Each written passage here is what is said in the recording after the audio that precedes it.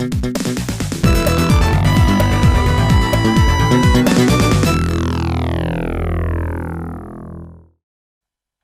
welcome to another edition of Witchfinder's Gaming Vault, and today I'm going to be looking at this Commodore 64 game called Action Service. Let's take a look at the fact file for it. Action Service was originally released in 1989 in the UK. It was originally published by Infogrames, but I'm actually looking at the Player's Premier re-release, which came out a couple of years later. The game was developed by Cobrasoft. The price I paid for the game fairly recently was just 10 pence, and that's because it came as part of a bundle of games. I've never actually played this game before doing this video, so I've got no idea what it's like. The current going rate for the game on eBay, well, there were no recent sales, but there's people trying to sell it for £7 to £10, which I have to say is probably a bit ambitious.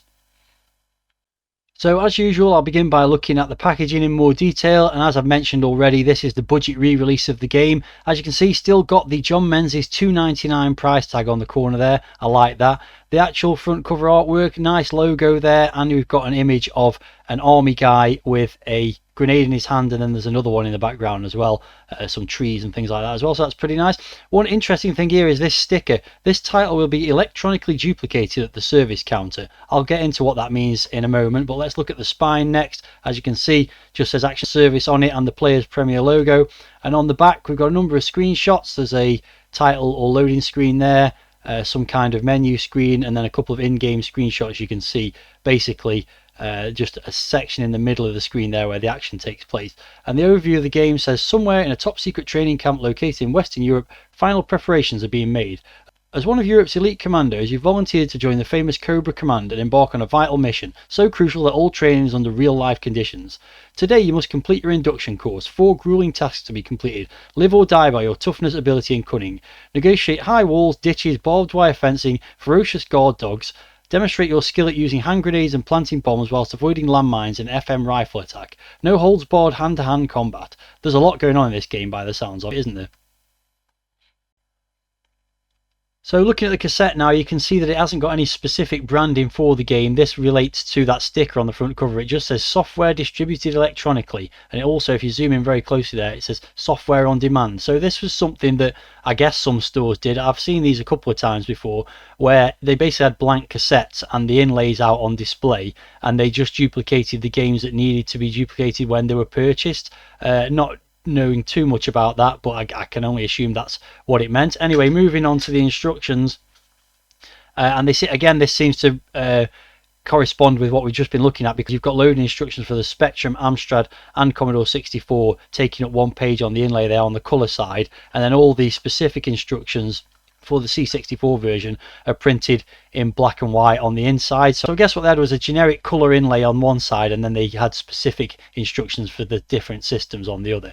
Anyway, I'm not going to go through these instructions in too much detail because they're extensive, but basically they give an overview of all the options in the game, menu options, and then eventually the controls within the game. They're pretty confusing by the looks of it, so this one might be a bit of a struggle, but we'll see how it goes when I load up.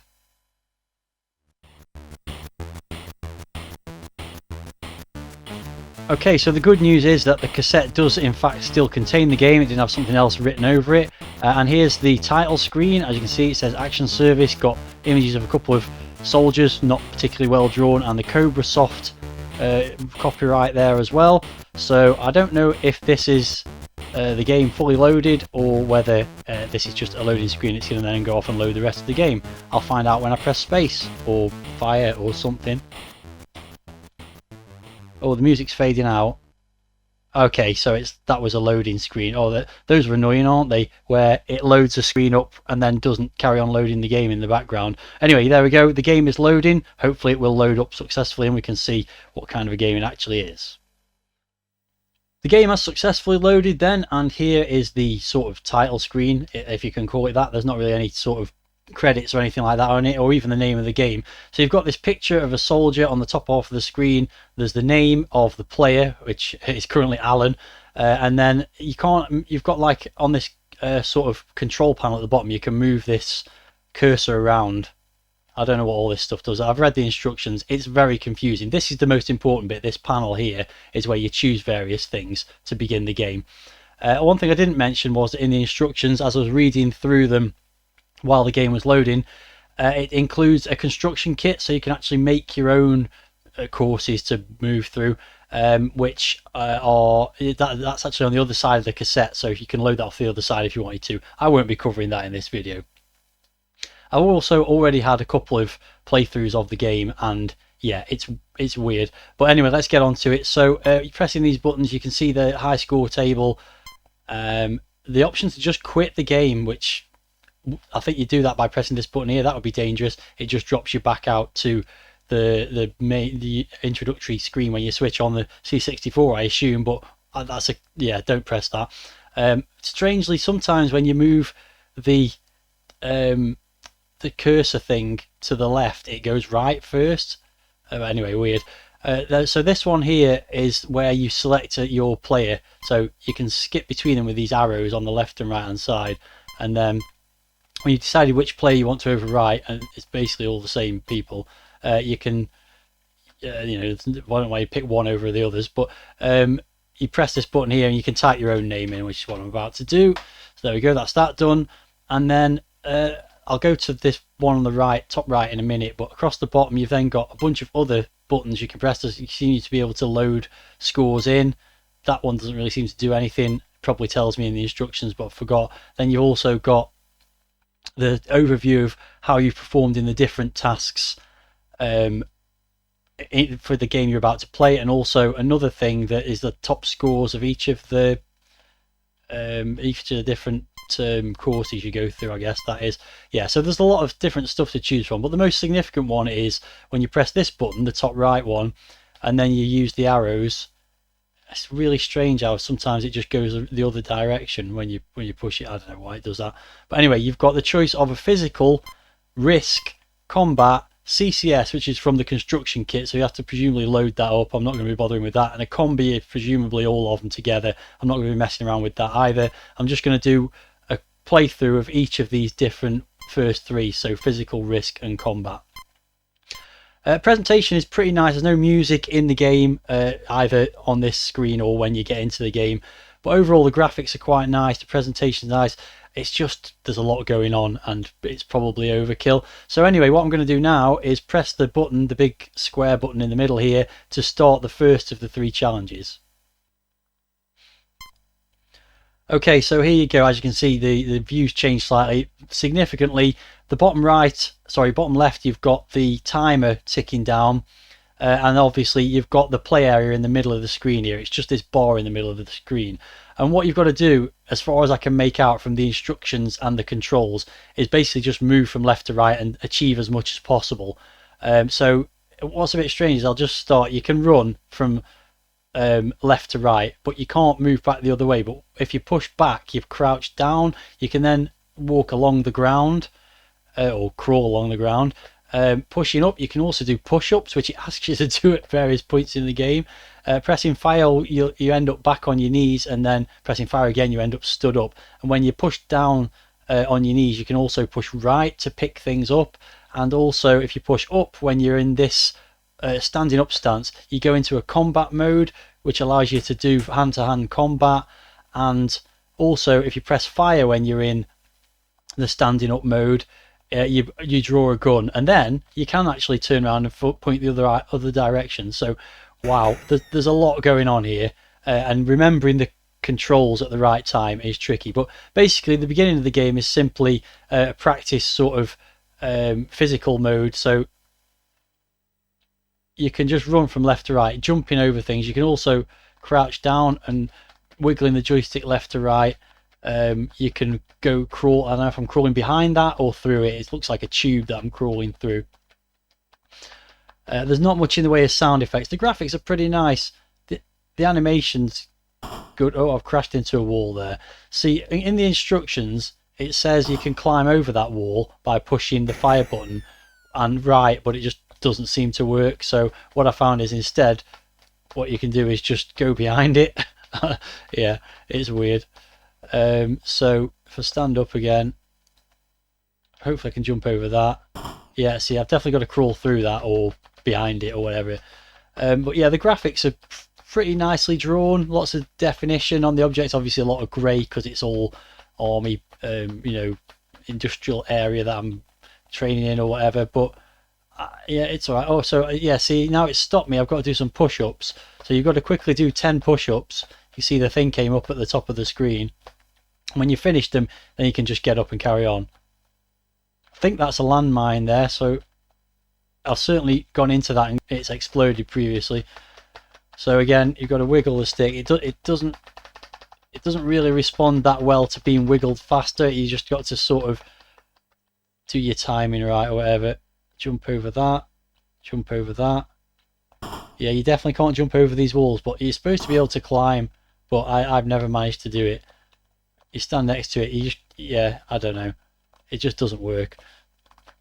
You're probably already getting the vibe that I'm not super impressed by this game. I do think it's kind of an interesting idea, I suppose. It's something a bit different. It's kind of a bit like, what's happened here? Where am I? Okay, I've fallen in a hole, it seems, without any warning. And now I've got to... So I don't know if this is a bug. I don't know what I'm doing here. I'm just stuck. Okay, I'm stuck by this wall. I can't get... Oh, there. Okay, I'm out of the hole again now. Yeah, I've now fallen over whatever that was, an oil can. So, yeah, it's just really awkward. It's not, you know, the concept's not too bad, but the controls are really, really fiddly. And no, I've fallen over. I don't know what that was there. Oh, dogs. Oh, okay. Oh, yeah, stuff happened.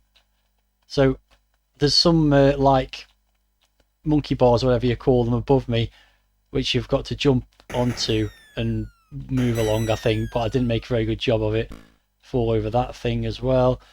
If you're close to these sandbags, you can't really jump over them. You're better off just wiggling past them. Same with the landmines. I don't know why I'm telling anyone this, because I can't imagine anyone is ever going to want to play this game. It's just awkward. Oh, there's so many controls, and there's like, depending on where your position is, pressing the fire button does different things. More dogs. They just ran past me. I don't know why I've got to fight dogs. I can't even get past this. Oh, yeah. What I'm going to do is quit out of this in a second. I don't know when it comes to an end. It's a bit strange. There's no indication. I don't know if it's just you do as much as you can in the time that's allowed to you, but the timer goes on for ages. You score points, by the way, for primarily just for moving, I think, in this mode. There are points to be earned for other things in the other two. So here we go again. Yeah, again, so I want to try and... No, I've fallen over that now. I think you've got to carefully just press fire once and not move to jump onto those bars, and then you can use the pushing right command to... Oh, I can't... It's just the wiggling from side to side. Why am I underground again now? Yeah, I'm about to quit this because it's just really awkward controls. Conceptually, it's not a bad idea, but so why am I slightly below ground here now? Yeah, I've hit a wall now. Yeah, I'm going to quit this at this point. You press, I don't know what it's like, a left arrow at the top left of the keyboard. You press that to quit back to the main menu, and I think I'm done with that. You've got an idea of how complicated the controls are. So what I'm going to do now is switch to a mode where you actually have to do a bit more and there's a bit more interaction. So this is the risk mode, so I'm going to play that one next. It's that time again where I say thank you to all my channel members, whose names you can see here in my Supporters Hall of Fame. If you're enjoying this video and would like to join these fine folks and support my efforts, why not become a member yourself? For a monthly fee starting from just 99p, you can get access to the special membership perks shown on screen, and more besides. If you're interested, then please click on the join button below this video for more information. If you're not able to commit to a monthly contribution but would still like to support my channel, then you could also give a super thanks. This one-off donation gives you a highlighted comment on whichever video you choose to click the button on, and anyone doing this will also get a shout out from me on a subsequent video. The super thanks button can be found below every video I produce. Okay, so this is risk mode, and the risk is that there's things that will kill you, basically. So the first thing you can do here is there's a grenade on the floor there. So you've crouched down and push right, you can pick up the grenade, but then you've got to stand up and throw it quite quickly or it explodes in your hand. So yeah, I've messed it up because I forgot what the controls are. I think you have to push up and fire once you've stood up. So that wasn't a good start, but anyway, let's carry on. You get more chances to try that, so hopefully I get it right eventually. So far it's very similar to the other one, but here we go. Here's another chance to pick the grenade up if I get it right this time.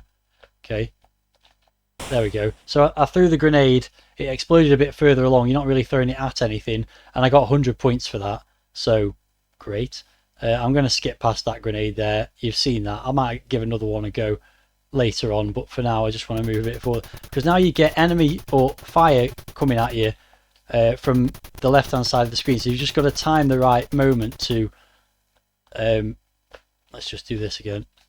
There we go, there's another grenade thrown, another 100 points. So you've got to time your jumps or ducks for when the... Oh yeah, I messed that up, I didn't even notice that. I think that's because it hit me. So again, you've got a bit where you sort of go underground randomly and falling over a sandbag. Get up again. Things to jump over. And this is the bit I've got to multiple times, but I'm not really sure what to do, because I just fall off this wall and die. So I don't know if I'm supposed to be going along the wire at the top, or I'm supposed to be just moving really slowly across the rooftop there. Well, that's as far as I've got in that one, and I don't really feel much need to show it again. As you can see, there's a little bit more going on there, a little bit more interaction. But again, it's just basically like an assault course and a bit of dodging and stuff. So what I'll do now is, let's move on to the final one that I'm going to be looking at, which is the combat one.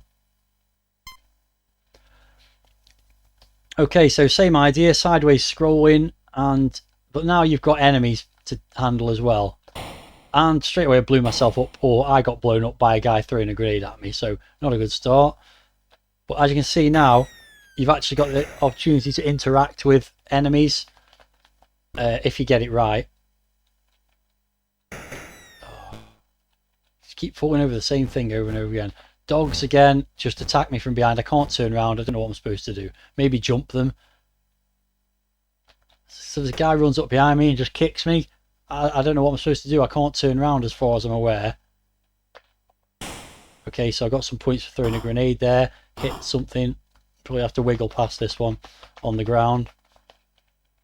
No, I've gone into press-ups mode again. Yeah, the crawling along the ground is particularly annoying. I think I shot that guy then. I got some points. But yeah, you just randomly go underground at times, which is just confusing. You got the fire coming from behind you. Oh, I think I got that guy, yeah, so I might have to turn around and shoot him. Yeah, I thought that was probably gonna happen. You have to go behind this again. Oh no, I'm doing press-ups behind a box. I can't move. The controls are awful. Or the amount of things you've got to do. Okay, so now I'm in a hand-to-hand combat thing with this guy who's just run up and started trying to hit me. And again, it's basically you've got a few moves, but you don't really seem to be making much contact, or it's not obvious what contact you're making. You just kind of, yeah, he got me basically. So there we go. I lost some points. Yeah, I don't know what to say really anymore. I don't know what that is. Something bad's happening, but yeah. A guy ran up behind me and tried to kick me again and succeeded. So how am I supposed to fight that guy when I can't turn around? I guess I'm supposed to shoot him. That time I didn't pull the gun out fast enough and got shot. Yeah, I got him. What's funny is when they die, they just look like they're about to crawl. So, falling down a hole again. This is a tube to crawl through, I think. It's not great, is it? It's just, I think there was the basis of quite an interesting, possibly even fun idea here, but they just, what the hell? I guess that guy threw a grenade at me then. Let's continue. More hand-to-hand combat, and you're just wiggling the joystick and hoping you make some contact, because it's really not clear. what's a good hit and what isn't.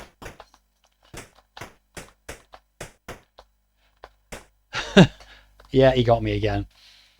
When I played it before, I did. Here's another one now. When I played it before, I did get a couple of guys, but yeah, I'm very quickly becoming bored with this. It's just such a strange game. Oh, there we go. I got him that time. But I've got no points. All my points have gone because I've been beaten up by various people. I got that guy. He was running away, and then he suddenly fell and died the other way around because there's obviously a limited number of frames of animation. There's another hand-to-hand combat. Yeah, I mean, this is pretty tedious, isn't it? I think what I'll do now is just round up and say, imagine if you'd paid full price for this game. It's bad enough if you'd paid $2.99 as a budget title, but this is, yeah, just a weird game, really. There's a few interesting ideas. The graphics are pretty good. The sound's virtually non-existent. Just gunshots and a few other things, explosions and what have you. No music, weird controls, very complicated controls, hard to remember them all. Yeah, it's just not very good, is it? It cost me 10 pence as part of a bundle. If I could sell it for 50p, I'd be happy. And that's exactly what I'm going to do. It'll go on the for sale pile. And I think at that point, I have no more to say about the game and no more desire to play it. If you've got any thoughts about it, then let me know in the video comments. What's this guy doing? He's just waiting for me to shoot him. What is he going on now? Right, okay, at this point I'm just going to stop. Yeah, if you've got any thoughts about the game, let me know in the video comments. I imagine they're all going to be pretty negative. And all that remains now then is to spin the wheel of names and pick out the next game I'm going to be playing in Witchfinder's Gaming Vault, and I hope it's better than this.